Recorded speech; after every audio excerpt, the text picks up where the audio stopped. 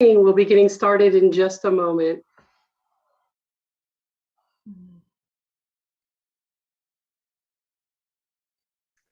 Good evening. We'll be starting in just a moment. Thank you for joining us this evening.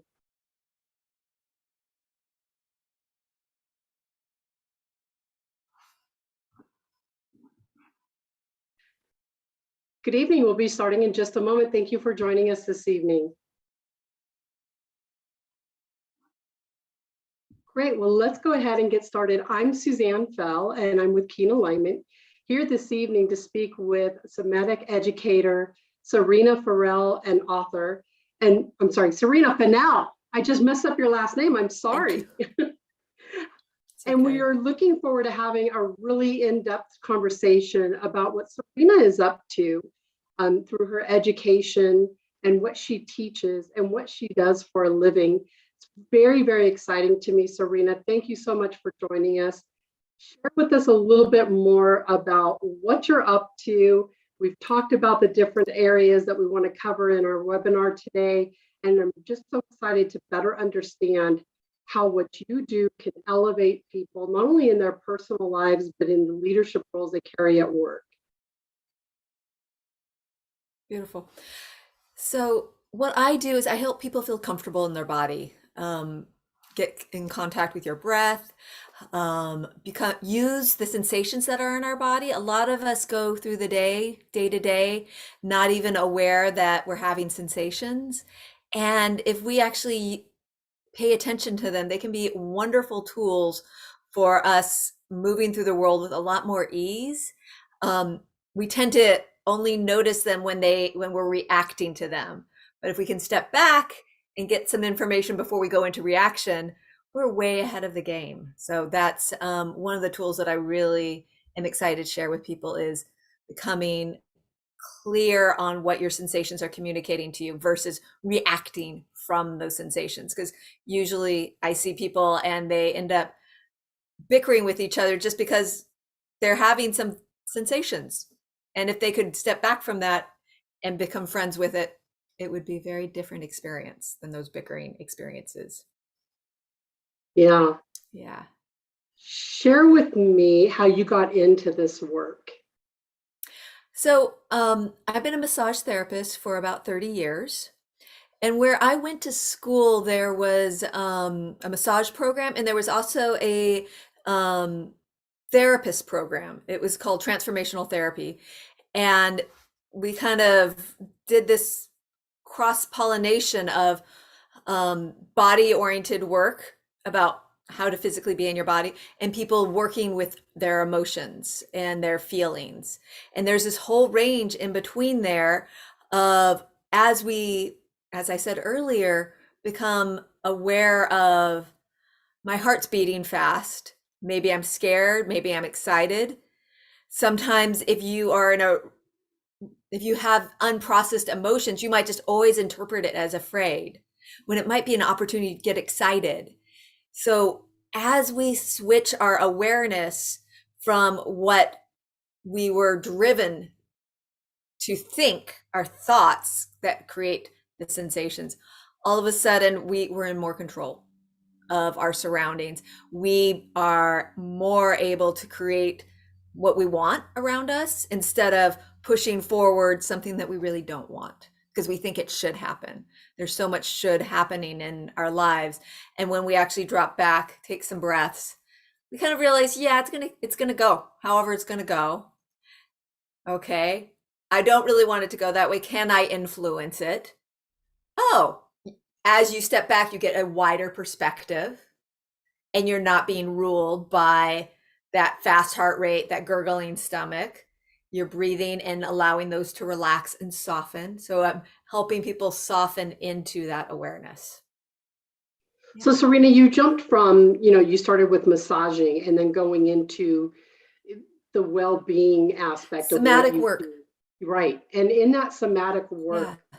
I think it's a new phrase for me, and a new understanding. Yeah. I kind of always knew what you did, but I didn't realize it had a word. So a lot of times people might think this is a little strange or a little weird, right? A little eccentric, different. There's many people that live into meditation and looking at being, in the wholeness of oneself.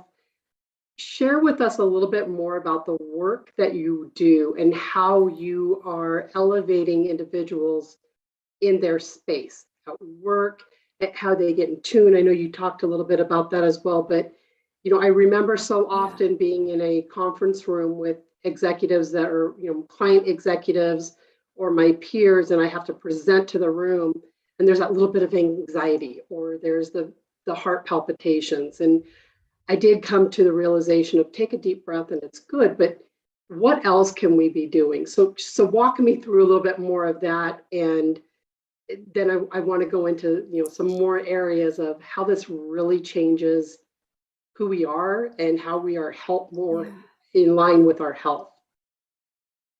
Okay, there's so many questions there. I know, I apologize. First, I'll give you a little bit of history for my experience with somatic education. Is I have a dance background, and somatic is of the body. So what our flesh is doing, this little meat body that we have that we take everywhere. And what I'm seeing is sometimes we have in the business world, we can really go into our heads and just think of the future. Mm-hmm. And then another thing that we can do is get trapped by our bodies and all the ways that we're not free in our bodies. So as we start to free it up with movement, with breath, with sound, using these different tools to soften our resistance, and once that resistance is softened in ourselves, we can actually see so many more solutions of how to interact with people. We don't have to make up stories that are in our head, like that person's doing X, Y, and Z. We can actually just feel our sensations and go, they might be doing X, Y, and Z. And then you might even go further back and see, oh, this and this can, A, B, and C can actually happen in this way, and we can move around it. So as we become more resourced in our bodies, as you get more physically, just doing exercise, just going out for a run, a swim, a hike, a walk, those things, getting your body moving is everybody who's done that has had the experience of you go and exercise and your mind is thinking differently. I mean, it's kind of hard not to have your mind shift when you go and exercise. Bringing it into a deeper level. Oh, you have something. No, go ahead. I was just going to ask you something about sensations, but go ahead. Okay. So that's one way, is just make sure you get your body moving, get your mindset shifting into your body. In that moving, great ideas can come during that time. Yeah. And when we bring it into more of a subtle level where we're doing micro movements, we're focusing our breath, much more subtle energy. Now we're starting to tap into what I call being kind to ourselves and developing that skill. And what is it to be kind to yourself? What does that mean? That's exactly what I was going to ask you. Yeah. Basically what we're doing is we're paying attention to ourselves. We're getting a clue of what we actually need. And as you start to develop that, and as you realize, I can actually slow down a little bit. There's this great thing that when I was in massage school, they said, if you have a half hour work to do in 10 minutes, move slower. And people are like, what? But you actually become more and more present the slower you go. So you're taking in all the information so you don't make all those mistakes. A lot of times we're moving fast and frenetic and we make tons of mistakes. There's one thing when you get your momentum going and you're working fluidly, you can have speed come up, and that's wonderful. But when you're in that rush state and you know you're going to be spilling that cup of coffee over the papers and then having to pick that up and, oh yeah, time to slow down so that I can go faster soon. Yeah, there's something and that's coming back to your breath. And yeah, there's something to be said about multitasking and fast moving for sure. Yeah. Yeah. Yeah, you can definitely build up to it and you can get into the zone and it's awesome when you get into the zone. But that time when you know everything's going wrong, it's not the time to be pushing it. It's the time to actually slow down, get focused. And a way to do that is take some breaths, feel the sensation that's arising in your body, get really here and now. And that's your body. Your body is the most present thing with us. Yeah. How does someone start with this? Like, where do you even begin? I mean, I know it's a bit of meditation, it's a bit of journaling, it's a bit of self work everywhere, but specifically to what you focus in on and how to get leaders more present, where would you start with somebody that's super green like me? Yeah. Yeah. So you've done some of the trainings with Keen Alignment that I've been a part of where we've worked with some sounds that break up old patterns. We have some sounds that help soften the vagus nerve and just allow us to kind of go back and just um, what we call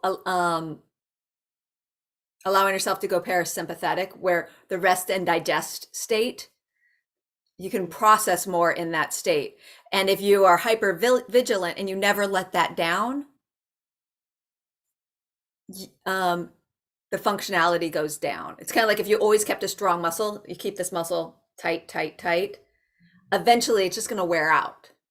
But if you can actually allow it to relax for a little bit and then engage it, you want to actually be in the relaxed state more than the active state, and move from that.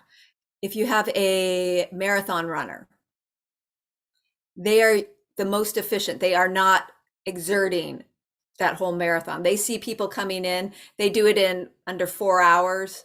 They see the people coming in at 30 hours.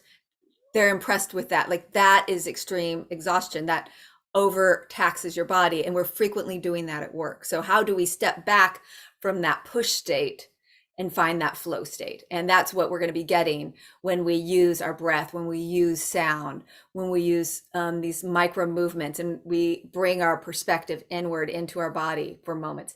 It's a practice that we build so that when we are in those stressful situations, we have that resource. You can't just spontaneously get it. From what you were saying earlier, when you're new at it, you just have to develop a practice and develop the practice that you're called to and start there. If you're called to a class that I'll offer, like maybe like using some of the continuum work, or somebody else offers Feldenkrais or Qigong, and that you see that and you're like, I'm drawn to that. Check it out. See how you like it. When you're first getting into it, what are you drawn to? When you do it, how do you feel?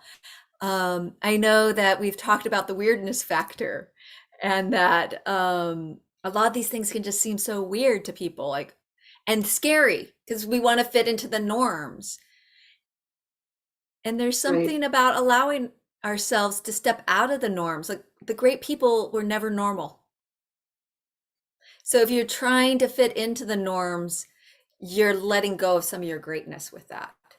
And if So you are true. pushing yourself to explore these ways that you can function in a clearer way, a lot of those ways look weird. They aren't fitting with the norms. They're pushing against what we should do and finding a way that is nourishing for us. And a lot of times people are scared of what's nourishing, and we eat more junk food, not nourishing. How do we move back to like more whole foods? How do we move into the direction of timing our schedule so that we have time to be with our loved ones and enjoy ourselves, having the Right. fullness of life versus just working all the time? And it's so Yeah. difficult to step out of the comfort zone, but we Yeah. were becoming more well aware that stepping into the discomfort is where we gain our greatest growth, right? And it's ever popular, Yeah. and everywhere we're Yeah. going these days, that it's okay to feel uncomfortable. You should feel a level of anxiety. Something should come up that makes you go, ooh, and then you work through it and you experience your own personal growth. Talk to me a little Yeah. And bit my about job what. is to help. Oh, 1 second. No, Sorry. go My ahead. job Where were you? in My job in that discomfort is to help you be comfortable in the discomfort Yeah. so that you can actually try it and stay regulated and be like, okay, this is weird. Oh, but that wasn't that bad. Oh, I actually feel more relaxed.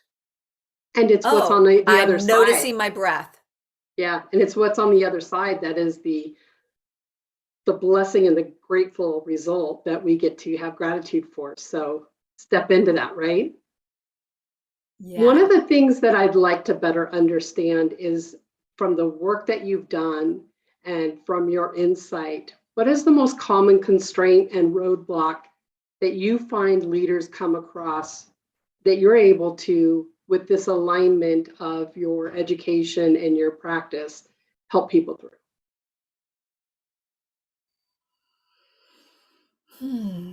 That's a great question.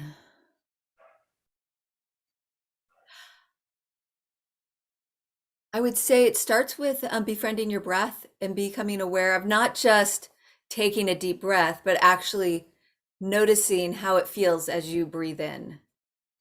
And then what the different breaths feel like. Like, what does a big sigh feel like versus just the gentle breaths? Or noticing, like, when you exercise, how that feels so much different. So, just getting that intimate relationship with your body. And what I notice as people develop an intimate relationship with their body, they'll be able to interact with people in a way where they're just a little bit more at ease. They're not having to put on a show for others because they're at ease in themselves, they're comfortable in themselves. It sounds like a simple thing, but I've noticed when people have that dropping into their own selves, it makes a huge difference versus when you're orienting to, did I do that right? Is that okay? How do I look? Is that okay? Oh, I didn't do this. When you're externally oriented, you can't really lead. But once you're internally oriented and you have all that information from what you're feeling in your body, you can lead really authentically and honestly. Yeah. So when I walk by my boss in the office, I shouldn't wonder why he's deep breathing in his behind his desk any longer. Well, that might be a little weird.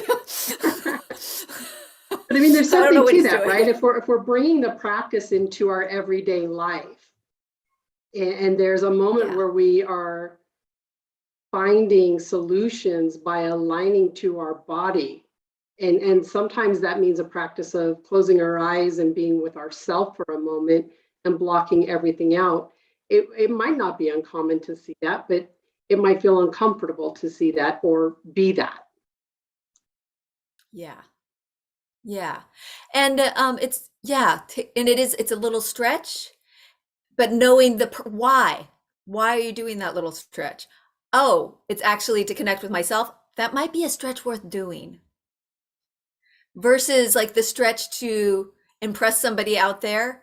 You might impress them, you might not, and you might just totally lose yourself back to back in the background. And it'd be much better to be living your life in the foreground and being the star of your own show versus trying to be the star of somebody else's show. Yeah, when Yeah, you and first doing it. brought this to my attention, I knew that you did massage type work, but as I said earlier, I didn't really understand the work that you did. And so as I researched a little bit more to better understand it, and I shared with you that I had a back fracture that went unnoticed for many years. And it was just life debilitating. Like I could not move. I was indoors. I was drugged. I was using pharmaceuticals to keep the pain down to an ease that I could tolerate. And it was quite frustrating to say the least. And I lost, a good 2 years of my life during that period. And understanding more what this practice is about, even it may not have helped me in the moment, but even the recovery that I've gone through, and of course COVID hit during my physical therapy, so I didn't get much of that, but I've noticed I walk differently, I stand differently, I have pain in areas I didn't have. Granted, I'm getting older, but talk to us a little bit about how somebody that's gone through an injury or they're they're suffering from some level of pain, how they might be able to explore what you do in aligning their body and being more focused and healthy in that regard. Yeah.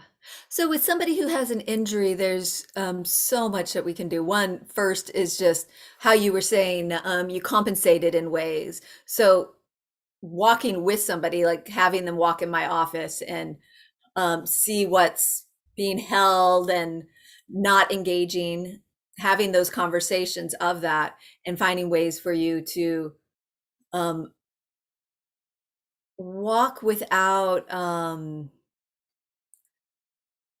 the hold, finding where you're holding and letting go of it. So becoming conscious.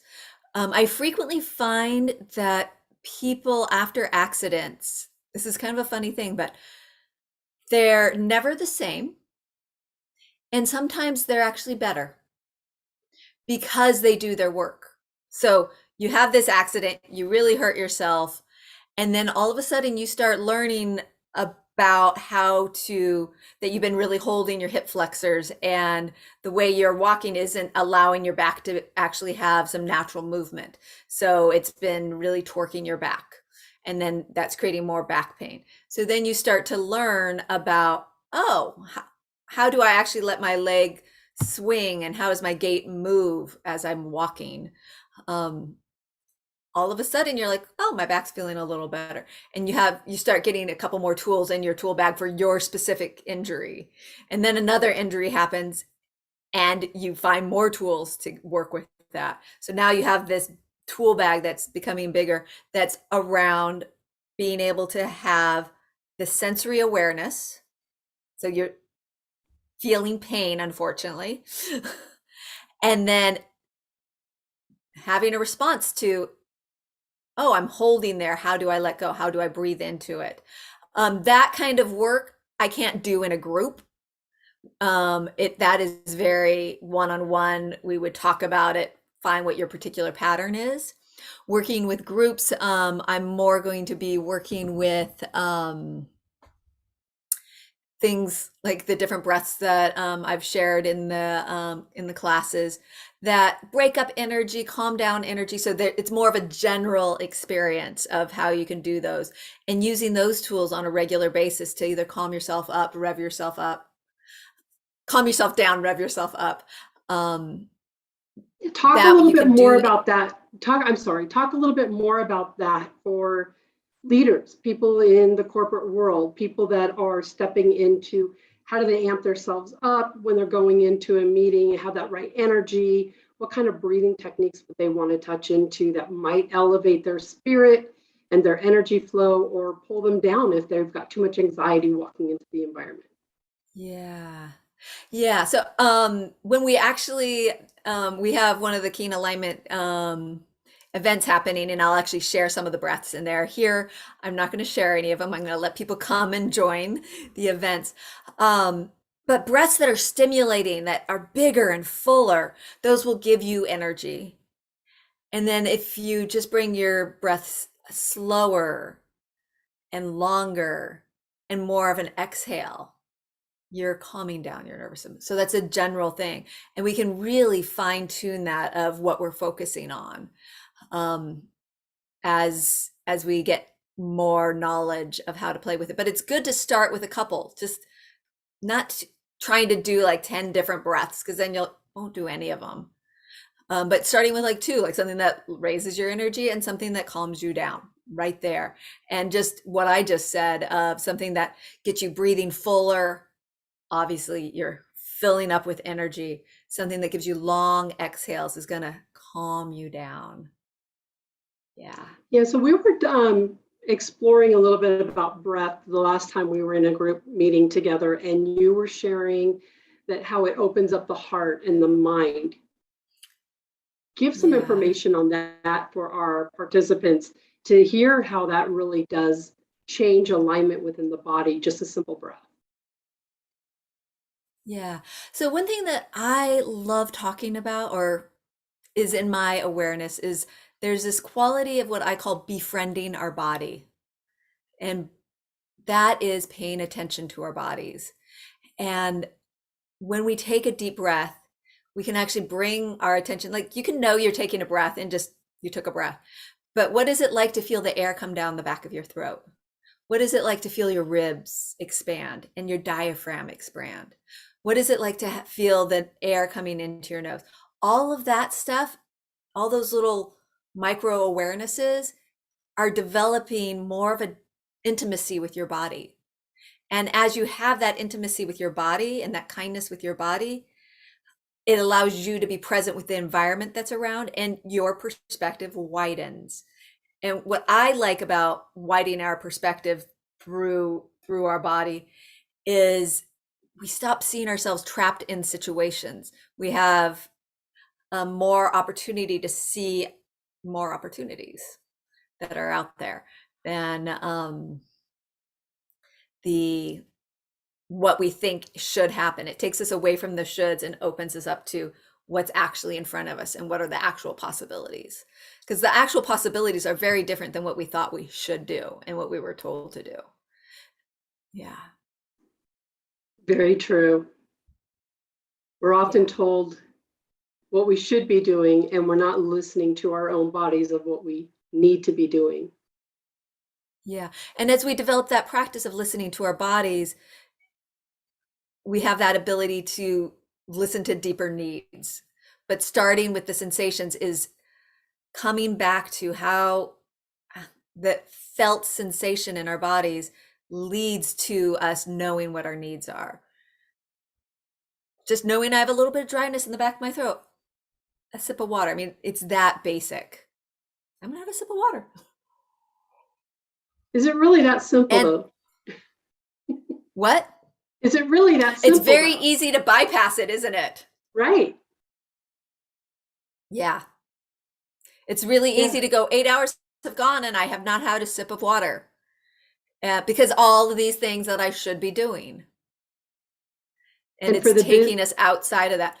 Yeah, and for the busy entrepreneur leader in the organization, they're constantly running around and they've skipped lunch and they grabbed a piece of toast on their way out. And yes, some are very mindful of consumption and taking in the right amount of water and fluid and protein to get through the day, but many of us are not. Where would one start, Serena? Yeah, I'm going to just keep on coming back to the sensations of it. So there is, to get you started, regulating and creating calendars and schedules, knowing that you drink every hour or whatever you do. Those are a great place to get started. But it can create a little bit of rigidity in our mind and doesn't allow us the flexibility. In our last conversation, we had a great conversation talking about developing a practice. And I like thinking of creating a creative practice, a physical practice, and a stillness practice, and having those, doing those at different times and knowing when you need it. And if you have everything scheduled in your life, you really need a creative practice. And that maybe is a practice that at something you're not even good at. It maybe it's just getting some paints and putting colors on, like something like back here, like just messing around with something, not trying to be perfect, but getting that creative energy flowing. When you are scheduled to when you're starting to schedule every minute of the day, you know you need some open space to breathe and feel and unwind and be with your loved ones, so that that balance thing that people keep on talking about, it's a real thing.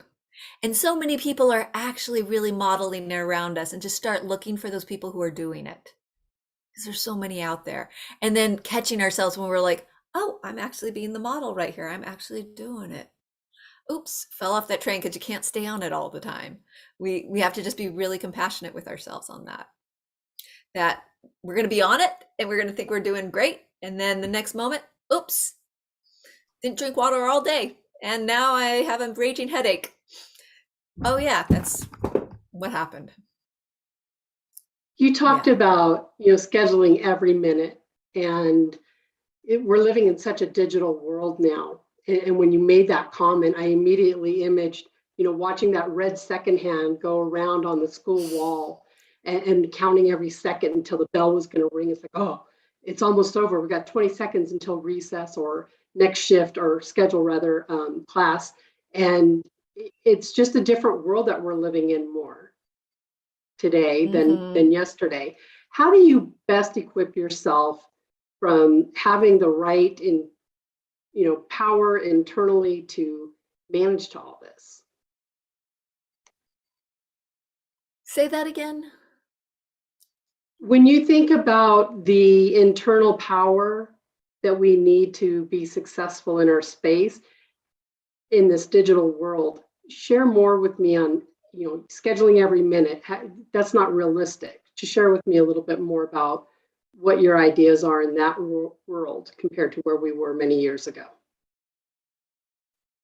Yeah, God, I remember being a kid and we just played outside until dinner time. And people in my generation and up, we all know that experience. And now kids are taken to each event, and everything is scheduled. And psychologically, that space that we need to just feel free isn't there when we're super scheduled. And we all know we need the vacations, but actually you can actually have a vacation any moment by just a mini vacation, by taking a deep breath, by letting your shoulders roll, by just giving yourself some fluid movement,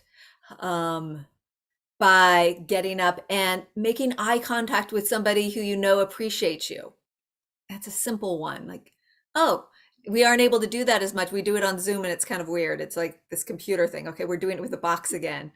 But having that personal connection, and so many of us are isolated right now. And how do you find that connection? Can you get outside with somebody and connect with them as this variant is starting to go down in California, at least?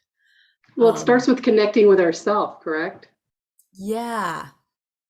Yeah, so we start with that first, connecting with our breath, feeling ourselves, feeling some relaxing, then feeling the willingness to connect with another human being, and then have the natural connection that happens from that move into some activity that isn't always work.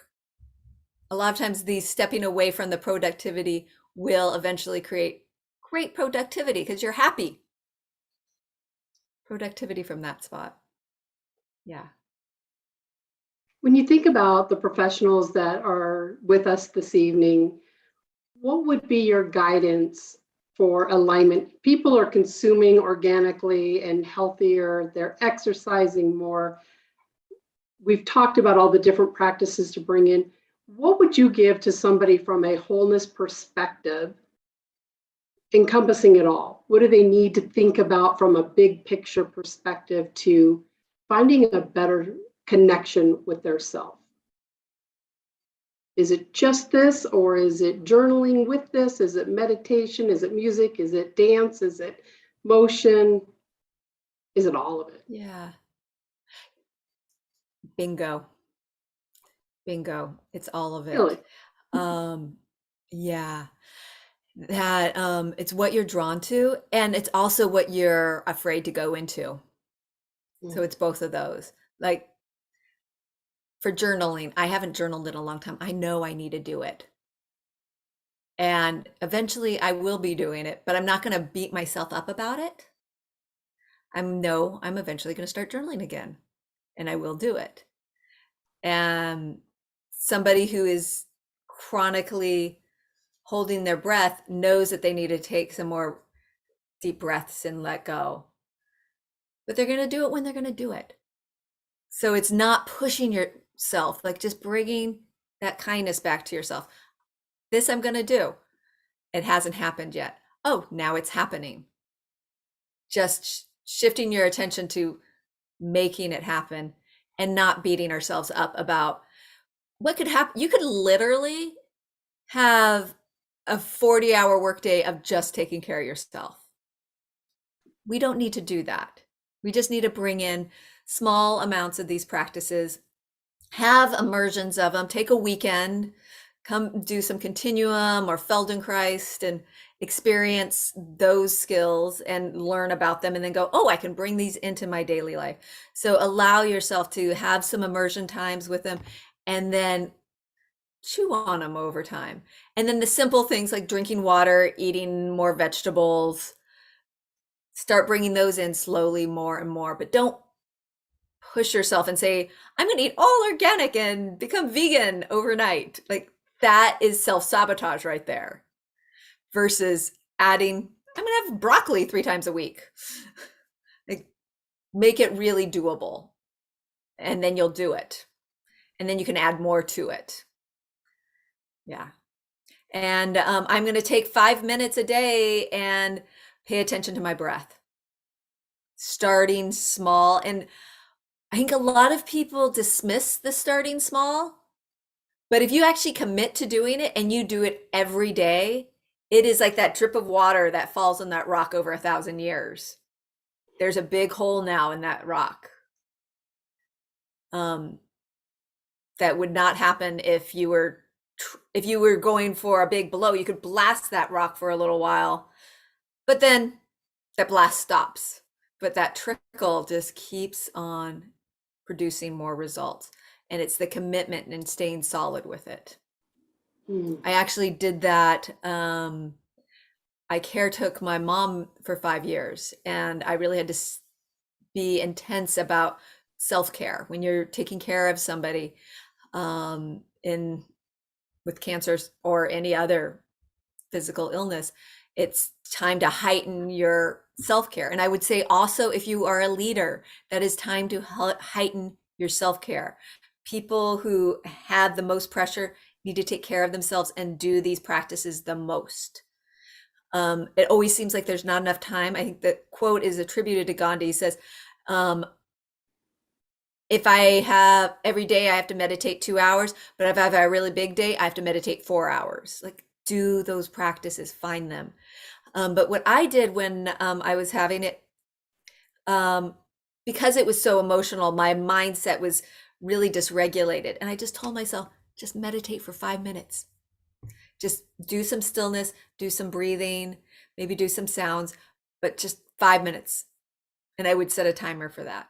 And a lot of times I would go longer, but I just had to do the practice. And once doing it and allowing myself to soften, it made a huge difference. And it made me able to show up versus being